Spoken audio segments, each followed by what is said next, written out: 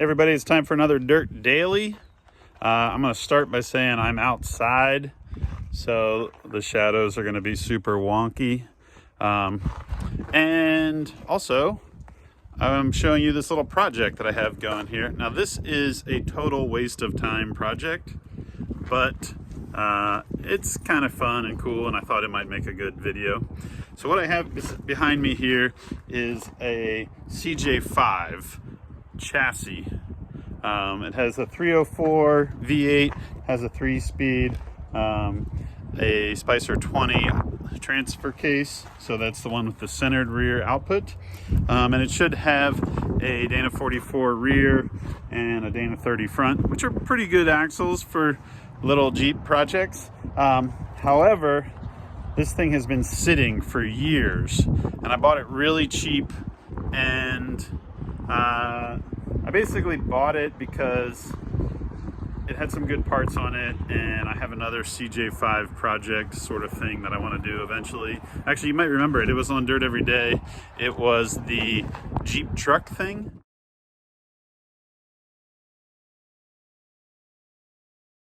That also has a V8, and it has some cool parts on it. But what's cool about this 304 is that it has power steering pump, brackets, pulleys, and everything to put power steering, and the power steering box to put that on the Jeep truck thing, or whatever I turn the Jeep truck thing into. So I have good parts right here. Plus, it had a fiberglass tub on it, and I sold that. So basically, I have nothing into this project right now. I've made all my money back out. It didn't cost very much to start with. The chassis is kind of meh. It's got some rust in the back corners here. It's kind of been sitting a long time. But what this brings me to is I want to see if I can make this engine run. And if not run, at least turn by hand. I don't know how long it's been sitting. It's got like this open air element, air filter element. So I've had a Jeep like this before where the engine was full of water in one of the cylinders, and there's a pretty good chance that this engine is junk. But again, I really don't have anything to lose because I really just want the power steering bracketry off of it. So what do you do if you have an engine like this that's been sitting for an unknown amount of time and you want to see if it's any good? Well, the first thing you do is you check the oil, and the dipstick looks bad. It has oil on it, but it's like way too high, and it looks like it has like kind of rusty water on it. So that's not good. So we are going to drain the oil and whatever water is in there. I'm also going to pull all of the spark plugs. Yesterday, I came out here and I hit each spark plug with some PB Blaster. Some sort of, it's like PB Blaster is like WD-40, it's some sort of penetrating oil. So I can pull all the spark plugs out. And then change the oil. I'm gonna drain the oil, put some fresh oil in it, pull all the spark plugs out, and then I can get to the front crank right up here with a breaker bar and see if I can turn the thing by hand. I know that my transmission is in neutral, so if the cylinders aren't seized up, if the engine's not rusted solid, I should be able to put a breaker bar on there, especially with all the spark plugs pulled out. And maybe like before I even do that, I'm gonna dump a little bit of ATF down each cylinder just to kind of help loosen, clean up everything. This thing will need probably multiple oil changes before it runs good, but we're just going to see if the block is completely seized up or if we can get it to turn by hand. I do know that the carb is pretty locked up, so the carb probably needs replaced or rebuilt. Really, I'm just kind of wasting some time on this thing because it looked like a fun project, and I wanted to see if this engine was any good. I don't even know if I'll keep it. I may just sell it with all the other parts, but I do want to keep this power steering setup, and the axles would be good. Like if you ever wanted to build a flat fender, but you didn't want to use like the stock axles. These have an open knuckle front and offset 44, I mean a centered 44, so you would need probably the Spicer 20 transfer case, but overall should be a fun project. So let's get to work, change some oil, pull some plugs, and see if this thing will turn over by hand. So I pulled the last spark plug out. I pulled them all out, and the very last one, and water just poured out of that cylinder. So that's not a good sign. And also the number 6 cylinder, look at how rusty and gross that is. Also not a good sign. Now, you might think that that means that this engine is junk. I can tell you that the engine that's in Old Blue, my little flat fender that we built on Dirt Every Day, was similar. In fact, it was almost identical. We took a spark plug out and it just dumped water out. I actually bought a Jeep out of a junkyard. I'm going to take it to Rick Payway's driveway and try to get it running there. Now, Payway loves flat fenders. Freiberger loves flat fenders. So this is a 1950s Willys Jeep, and we're going to see if we can get it running at Rick's house.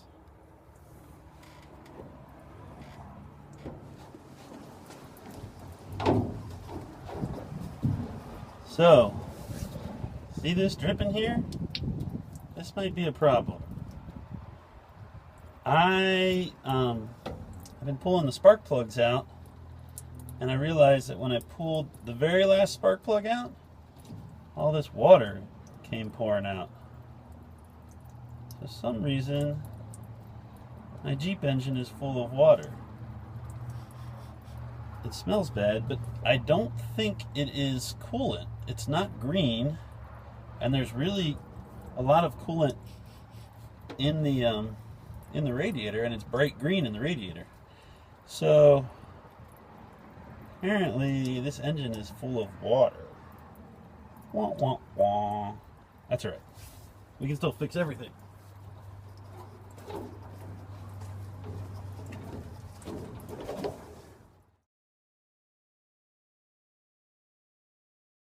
And we were able to not only save it, but keep it running. Never took the heads off. Just changed the oil and put a bunch of stuff down in there and got the thing to break free. And we actually drove it multiple times on Dirt Every Day. So, but that tells me we definitely need to drain the oil out of this thing, put new oil. Let's see what is in the oil pan. All right, so there you can see there you can see water dripping. That's what was in the number 7 cylinder. Now I'm going to bust loose this oil plug, drain plug, and see what comes out. Oh geez, it's already coming out as water. Oh my goodness, look at that. It's so full of water, it hasn't even gotten to oil yet. Jeez, this is terrible.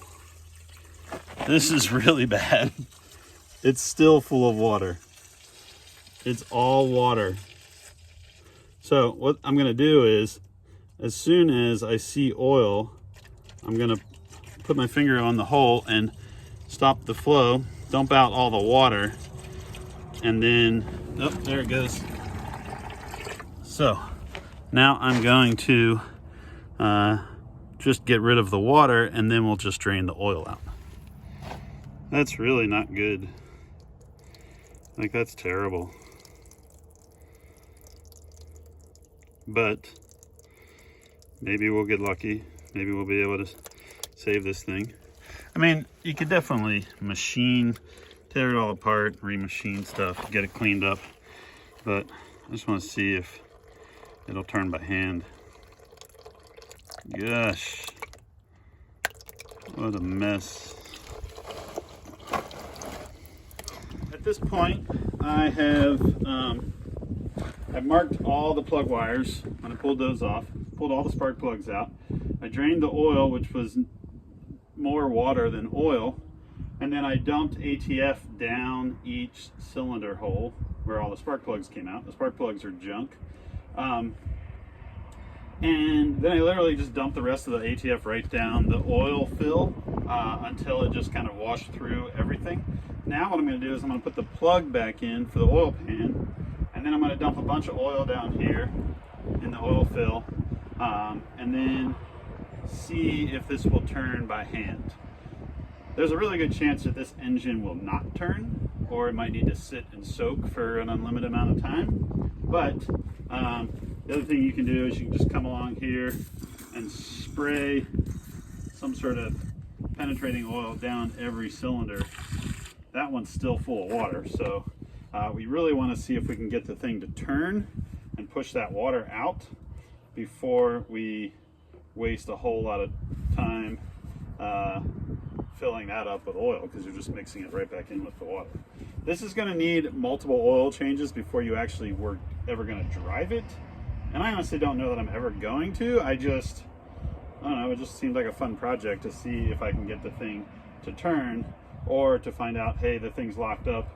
Even if I want to sell this engine or give it to somebody, I know that, like, knowing whether or not it'll turn by hand or if it's completely locked up or seized up, that's just a little bit more information that you can pass on to the next guy. So plus that's probably the difference between giving it away or selling it for a few $100. Let me see if I can. I'm gonna get that plug back. No, you know what, I'm gonna put the bar on this thing and I'm just gonna see if it will turn, and hopefully we can get the water out of that last cylinder.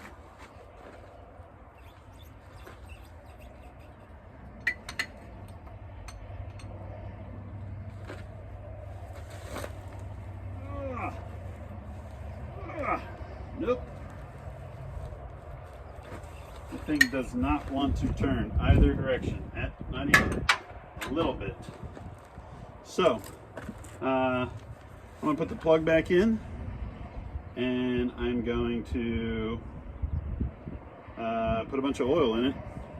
I'm probably going to spray more down all the other cylinders, and hopefully, and then just let it sit. Let it sit for maybe a week or two.